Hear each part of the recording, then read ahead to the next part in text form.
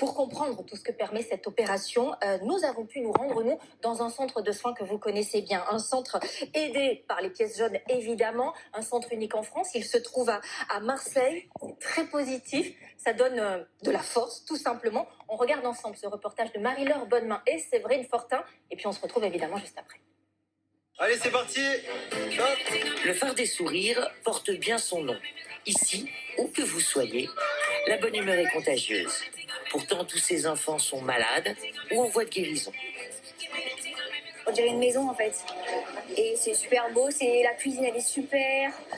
Marie, la cuisinière, elle fait que des super bons plats. C'est comme une famille en fait, c'est ma deuxième famille. Ah, tu nous as fait la belle coupe en plus.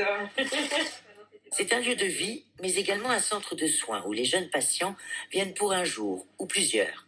Un lieu où les rapports entre malades et soignants sont bien différents que lors des consultations classiques. Contrairement à l'hôpital où on va avoir un temps très court de consultation, où on le voit pendant 10 minutes et puis après on passe au suivant, c'est vrai qu'ici on a l'occasion de le revoir toute la journée. Marie, regardez nos cuisinières. On est magnifiques. Magnifique.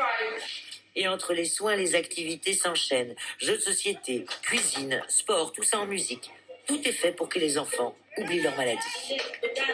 Faire des trucs durs, par exemple comme le sport, on le fait ensemble et au final, au bout, on y arrive, quoi. C'est aussi une bouffée d'oxygène pour les parents. Nous, on n'est pas là, mais on sait que quand ils sont là, ils sont bien, quoi.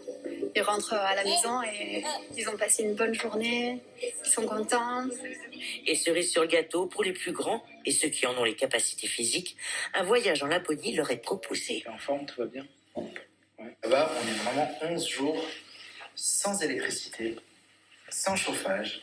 Et ça, c'est une aventure juste géniale. C'était comme une récompense. C'est un peu l'aventure. Le phare existe depuis maintenant 10 ans et a accueilli plus de 2000 enfants venus de toute la France. C'est beau de voir ces enfants qui retrouvent le sourire. Vous voyez ému pendant le reportage. Complètement. Je suis sortie de là, mais éblouie. Je dis, c'est ça qu'il faut. Oui. Il faut Oui, c'est ça. qu'on en Nous finance. avons besoin de structures On comme a besoin de celle-là. structures comme celle-là. Au-delà de cette campagne des pièces jaunes, alors, je